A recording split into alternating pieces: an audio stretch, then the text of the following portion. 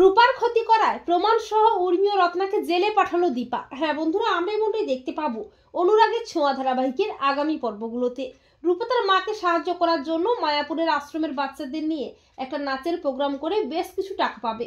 সেই টাকা দিয়ে মাকে সাহায্য করে মায়ের পাশে দাঁড়ানোর চেষ্টা করে রূপা, আর এই কাজে রূপাকে সাহায্য করে কৃষ্ণ। এরপর রূপা যখন নাচের প্রোগ্রামে যাবে করে, ঠিক তখনই রত্নার চক্রান্তে উর্মি রূপা দুধের মধ্যে ঘুমের ওষুধ মিশিয়ে রূপাকে খাইয়ে দেয়। তবে দীপা বুঝতে পারে রূপার কোনো বিপদ হতে পারে।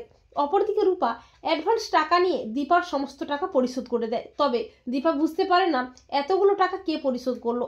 অপরদিকে নাচের অনুষ্ঠান শুরু হয়ে যায় আর রূপা নাচতে নাচতে অজ্ঞান হয়ে মাটিতে লুটিয়ে পড়ে। এরপর কৃষ্ণ এসে রূপার চোখে মুখে জল ঝাপটা দেয়। রূপার জ্ঞান ফিরে আসে। রূপা বলে আমি পারবো। এরপর রূপা বাচ্চাদের নিয়ে খুব সুন্দরভাবে প্রোগ্রামটা করে।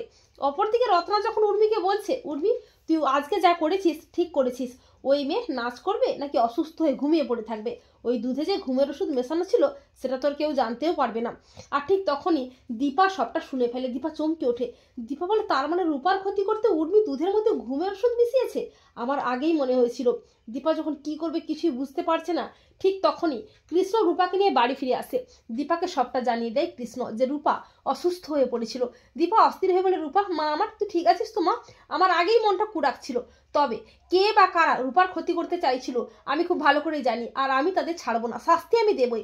বাড়িতে পুলিশও আসবে। এরপর দীপার কথা মতো পুলিশ হাজির হয়।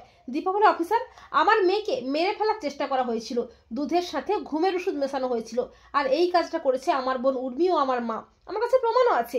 দীপা বলে, ছি উর্মি ছি, তুই কিনা রূপার ক্ষতি করতে চেয়েছিস, ছি। এরপর পুলিশ প্রমাণ সহ উর্মি ও রত্নাকে অ্যারেস্ট করে টানতে টানতে থানায় নিয়ে যায়। তো বন্ধুরা, তোমরা এটাই চাও তো যে রূপার ক্ষতি করায় প্রমাণ সহ যেন উর্মি ও রত্নাকে জেলে পাঠায় দীপা? কমেন্ট করে এক্ষুনি জানিয়ে দাও তোমাদের মতামতটি।